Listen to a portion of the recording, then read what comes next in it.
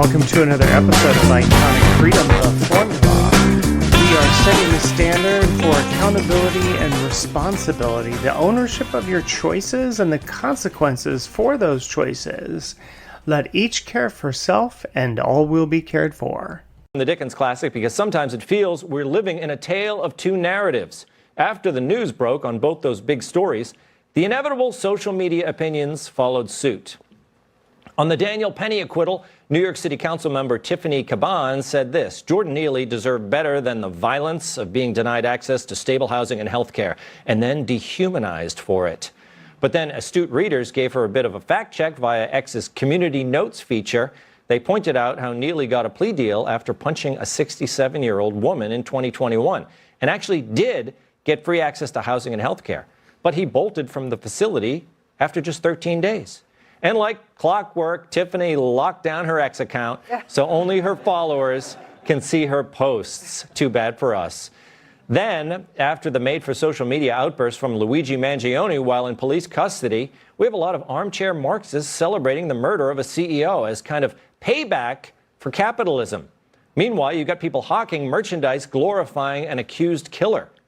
And then there's the always rational journalist Taylor Lorenz on Piers Morgan's show. Why would you be in such a celebratory mood about the execution of another human being? Aren't you supposed to be on the caring, sharing left where, you believe in the sanctity of life? I do believe in the sanctity of life. And I think that's why I felt, along with so many other Americans, joy, unfortunately, because it feels like... Serious? I mean... Joy in a man's execution? Maybe not joy, but certainly not empathy.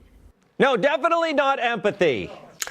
And good morning and welcome to today's podcast. So what's interesting to me about this week and these two stories that are simultaneously happening, which I find very fascinating. I always think it's interesting how life presents these things, that you're seeing the dichotomy of these two stories, where one man is considered a hero on a subway who helped protect people from somebody that was crazy, and another man who is crazy and who murdered somebody, basically, in cold blood. And there are quite a few people on the liberal left side that seem to be joyful, as you saw Taylor mentioning there. She later on in that particular interview tried to say that she did not say that. But something I want to point out about when people are in a situation like that and they say things like that, there is no misspoke or, I didn't mean to say it that way. It's like, look, it came out of your mouth because reality of your true nature that's within you will expose itself. Whether you attempt to mask it or not, try to hide it, and when you least expect it, it will reveal itself. So what will happen is you'll be experiencing a situation with somebody and you'll be talking to them and, they're going to let out who they are. It's one of the reasons why I don't correct people's behavior. I very much observe who they are, and then I make my decisions about, which direction in life I want to move with regard to that individual, no matter what it is. Took me a long time in life to kind of learn that lesson, but once I figured it out, it kind of became, one of my superpowers, for myself. And my own standard is that I just observe people. I don't sit there and try to correct them. I don't try to get them to think differently or any of the rest of that. I just observe who they are and then make my choices in the face of it. In this particular instance, it was great that she made the comment, and it was interesting that, Piers had an emotional response to it. But the thing is, and I was talking to friends about this during the week, and the thing that occurs to me about it is this. There is an internal self-loathing of the people that are celebrating this man's actions. And the self-loathing is towards themselves. That there is a self-inflicted victimization that they are projecting onto others, and in this particular instance, onto the CEO of United Healthcare, and making that person responsible for the plight in their own life. And any harm that comes to that individual, Mr. Johnson in this sense, is thereby justified. There's what I've called in the past a shared suffering. If I have to suffer, you're going to as well. And it's a really interesting thing that a person is filtering through their own self-inflicted victimization. You will probably recall from the pandemic years ago that there were lots of people that were, wanting to sit there and blame other people for what was going on with themselves in their own health. And the reality is listen, if you've made decades of poor choices towards your own health, and now you are facing death as a result of it, that's your responsibility. That's your accountability. But when people do not want to take responsibility and accountability, then that anger and hatred that they feel towards themselves, they will project outwards to other people. And if they are able to make others, basically the recipient of their retribution, then they would do it. And in this case, with this guy Luigi, that's exactly what happened. Is that, he basically, his own self-loathing projected onto somebody else to the extent that he would take another person's life. One of the things that we'll talk about later is the preoccupation with this guy's looks, which I think is just bizarre. But there's a justification of violence with the left in this particular thing, and they are equivocating that Americans having an experience of challenges with healthcare as it being okay then to take someone's life. And people will sit there and try to justify this, and you'll see this with the clip with Elizabeth Warren, Senator Warren, that they're trying to sit there and make comments about this, that this somehow is justified. But they want to say, oh, well, yeah, she does. She says, violence is never an answer. And yet then she says, but in this particular case, people, they're upset about it and blah, blah, blah. And it's just kind of an interesting situation that there's an exchange of violence, that the violence I feel from within, I now want to express onto another person, and I want to blame them because I refuse to take responsibility and accountability. Their expression of their lack of integrity, thinking that there will be no repercussions, but the fact is that there will always be an accountability because it's a law of nature. And you can try to hide from it, but eventually it will catch up with you, which, eventually it's going to catch up with this guy. But something with path in it. Sociopath? Psychopath? Pathetic, maybe. But it seems that it's not difficult to find people sympathetic to the idea of executing CEOs. Right, Liz Warren? Look, we'll say it over and over. Violence is never the answer. This guy gets a trial who's allegedly killed the CEO of United Health. But you can only push people so far. And then they start to take matters into their own hands. So is violence bad or not? I guess it all depends on who's getting hurt. I don't know where the line is for Liz, but I'm assuming it stops before you get to politician. Kind of an interesting thought that occurred to me immediately when I saw that clip of Liz Warren was, really, Liz? Well, why don't you tell that to the J6ers, to the people that decided that they had had enough of the fraud and they'd had enough of, all of the language thrown at them all the time about being conspiracy and the election fraud and all the rest of it, and they decided to protest.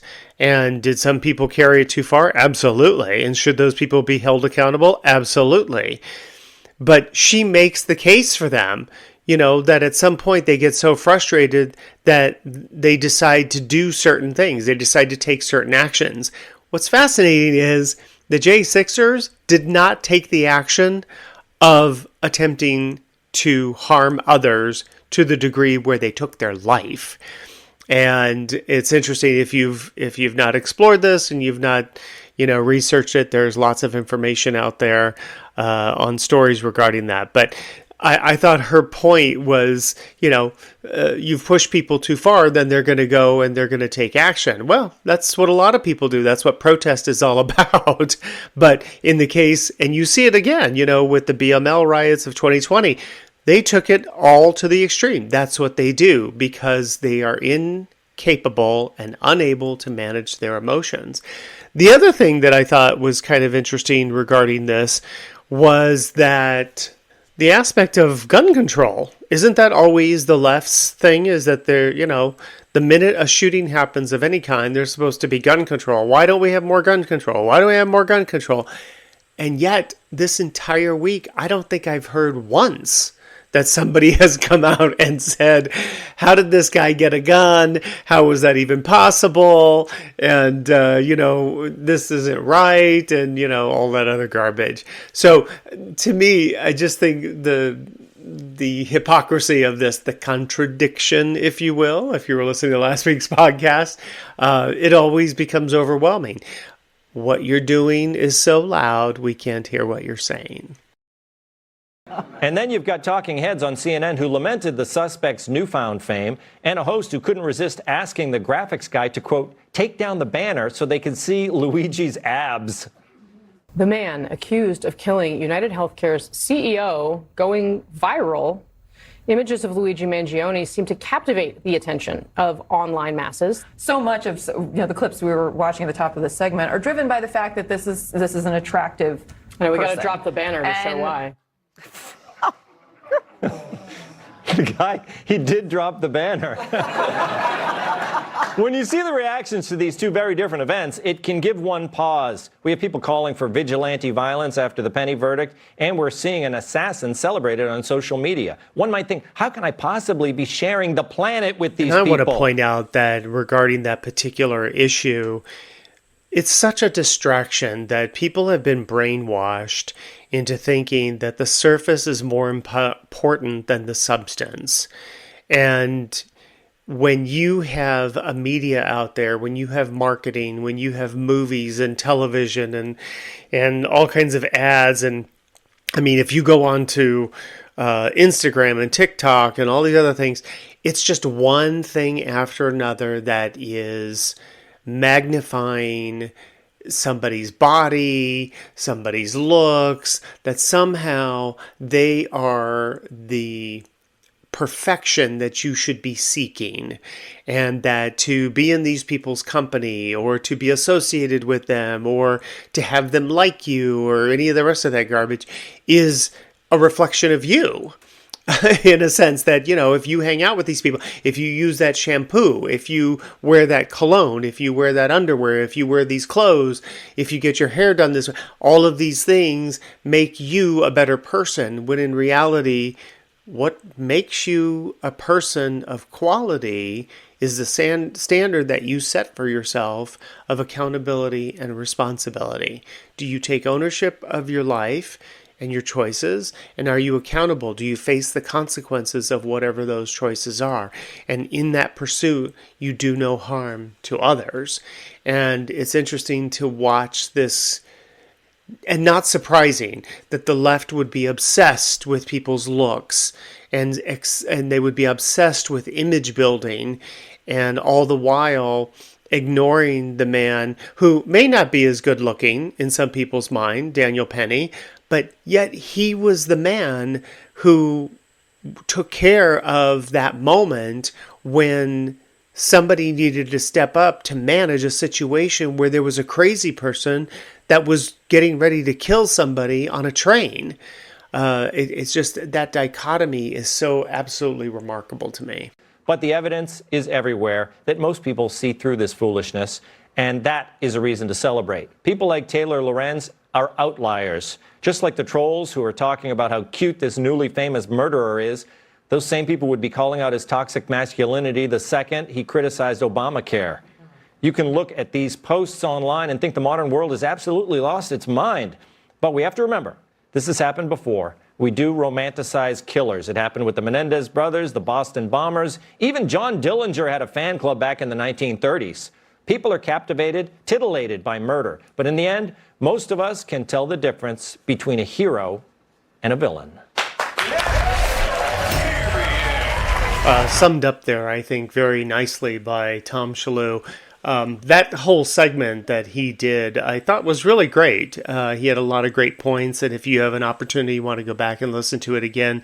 It was really, I mean, he was very precise in his language regarding this situation. And again, that dichotomy between those two things. The justification of violence, I think, is one of the things that I think is so disturbing to me, in that for a group of people, and if you watch the Piers Morgan interview in its entirety, you'll see that this justification of being able to be violent towards people because you have your own self-hatred and you're not willing to take possession of your own life and manage your own life is something that should be concerning to a society. One of the things that I want to make sure that I point out regarding this situation is that self-defense is a responsible act. It's responsible because you are taking care of your own life or the life of your family. Attacking someone, and in this case, murdering someone, is obviously irresponsible. It is an act of your own anger and self-loathing that you have now externalized. One of the things that came up for me the entire week was asking myself, do these people actually think that they are thinking correctly? They think that they have figured it out, and by expressing themselves in the manner that they have about taking another man's life, or about being obsessed and distracted by a man's looks, that they have taken the stance of self-righteousness, that whatever we say, we know we're correct. And so they're never even looking at themselves in their self-evaluation as like, am I really thinking correctly? That I think that violence is okay? An individual will see themselves as a victim, and they will externalize that victimization onto others by blaming them.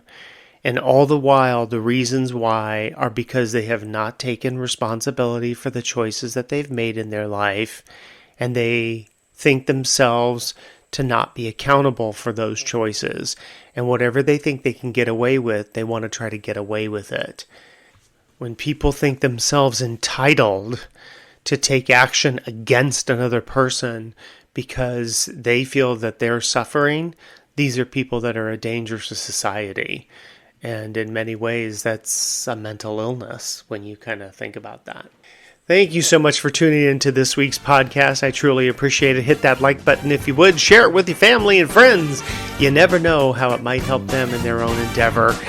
Subscribe to the podcast if you would. That'll always bring us up in the algorithm. More subscribers, the better, of course. And let each care for self, and all will be cared for. Make it a great week and enjoy your holiday. If you're celebrating Christmas, Merry Christmas to you.